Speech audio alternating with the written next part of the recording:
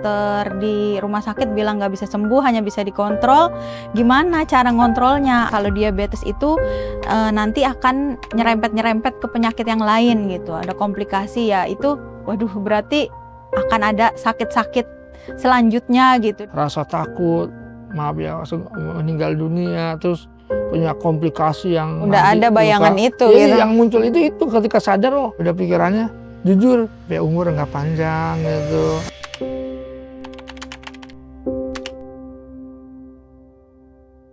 Perkenalkan, nama saya Mustaqim. Saya tinggal di Jatiwarna, Kota Bekasi. Saya sibukan mengurus usaha di bidang tur wisata. Saya Indah Nur Anissa. Sehari-hari saya menemani Bapak di rumah dan di kantor, juga mengurusi rumah tangga. Di akhir Januari 2025 itu saya pulang touring kalau nggak salah. Saya ketemu teman, dia bilang kok badan lu kurusan sekarang gitu. Berat badan saya turun drastis. Awalnya 70, 65 sampai terakhir itu 52 waktu itu. Gusi suka berdarah ya. Terus juga kan ada beberapa gigi saya yang copot ya kan. Tapi kita maksudnya nggak ada edukasi itu gitu. Kalau ciri-ciri diabetes tuh gigi copot, gusi berdarah. Akhirnya besok saya coba tes lah, cek lah. Ternyata gulanya saat itu 400. Kaget lah saya waktu itu. Wah, malah kok tinggi banget gitu. Akhirnya saya periksa ya ke rumah sakit. Medical check up semua. Medical check up semua tuh, gigi ginjal apa semua. HbA1 saya itu 7,3. Terus shock juga kan, wah diabetes. Kan saya juga nggak tahu ya, diabetes itu tuh penyakit seperti apa, menyerang apa gitu. Dokter di rumah sakit bilang nggak bisa sembuh, hanya bisa dikontrol. Gimana cara ngontrolnya, apa yang harus dimakan. Padahal Bapak ini termasuk orang yang makannya nggak manis-manis, enggak. Ternyata bisa kena juga. Makannya gitu. suka, walaupun makannya jujur aja barbar masih Makan gitu. malam masih. Jam 1 malam saya masih makan Indomie rebus ya.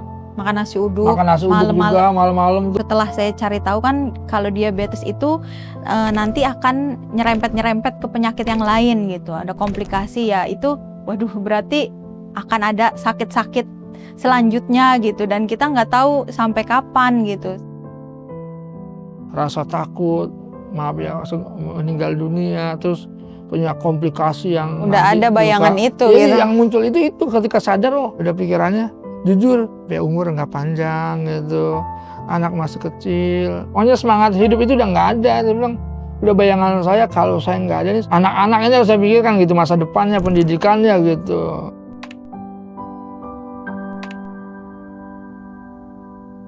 Ya udah pokoknya cari-cari alternatif lah, rebusan-rebusan. Daun salam saya rebus, terus brotowali itu daun kering direbus kayak teh, pagi sama malam saya kasih minum gitu. Sebenarnya saya juga masih takut ya kan, katanya kalau keseringan itu efeknya juga ada ke juga ginjal, tuh gitu. Ke ginjal, minum sama enggak gitu. Apa enggak gitu, karena belum ada sesuatu yang benar-benar oh ini nih gitu, belum ada. Jadi yang produk-produk lain tuh emang kurang meyakinkan menurut saya gitu. Kita tuh di fase kebingungan, dokter enggak kasih obat, disuruh atur pola makan yang seperti apa. Ya alhamdulillah pas banget bulan Ramadan itu, mama ketemu Instagram Mganik itu. Saya kasih tahu Bapak, ini Pak, kayaknya ini nih Pak, harus kita coba karena kan ini bukan obat. Banyak edukasi pola makannya seperti ini. Terus minum ini Mganik Superfood itu fungsinya apa? Mganik Metafiber itu fungsinya apa? Oh iya, ini deh kayaknya.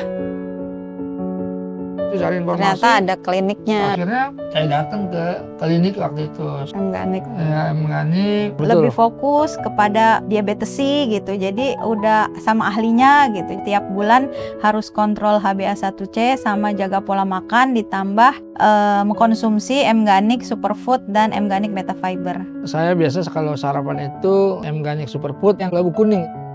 Kalau makan siang itu, sebelum makan siang kita Mganik Metafiber dulu. Kalau Mganik Metafiber gitu yang leci biasa. Ya enak sih menurut saya ya. Ketika ketemu ini waduh nikmat banget gitu. Akhirnya ya saya berusaha atur pola makan. Istri lah yang punya peranan justru di situ. Dia cari informasi aja, makan apa semua diatur lah dia. Ya udah, saya dari situ saya belajar, akhirnya dikasih tahu makannya nasinya seperempat piring, setengah piringnya sayur, seperempatnya lagi protein, seperti itu. Ternyata akhirnya ya dengan kita atur pola makan, ditambah dengan mungkin ya olahraga, terus juga alhamdulillah ya dengan superfood ya, dengan metafiber juga bisa terkontrol, dan sampai saat ini nggak pernah ada lonjakan gitu terkait dengan gula darah sampai saat ini. Alhamdulillah 3 bulan itu kita sudah 5,4 gitu untuk HbA1-nya. Jadi ya alhamdulillah setelah ini saya menikmati dan badan juga enak. Bahkan saya merasa sekarang lebih enak dibanding dulu gitu. Sebelumnya itu kan kayak nggak ada harapan ya. Nah setelah kenal M-Ganik, ternyata ada istilah remisi diabetes. Menurut saya ini adalah jawaban dari doa saya gitu ya. Di samping produk juga ada klinik yang sangat membantu, konsul, terus ada dokter gizinya juga. Jadi kita nggak bingung gitu harus ngapain, harus makan apa gitu. Dan yang paling penting itu adalah adanya komunitas revolusi diabetes ya. Alhamdulillah ya, terima kasih M-Ganik yang telah menghasilkan produk ya, yang alhamdulillah bisa membantu untuk mengontrol gula darah buat orang-orang mungkin yang sedang berjuang untuk menuju remisi. Pokoknya peluang itu insya Allah ada ya, karena saya sendiri sudah membuktikan dengan semangat dan tekad yang kuat ya, dan alhamdulillah dalam waktu 3 bulan bisa remisi. Pesan buat Papa, tetap semangat. Ini adalah bukti cinta Allah ya untuk kita gitu, supaya kita ke depannya itu lebih hidup sehat dan bisa mendampingi anak-anak sampai dewasa.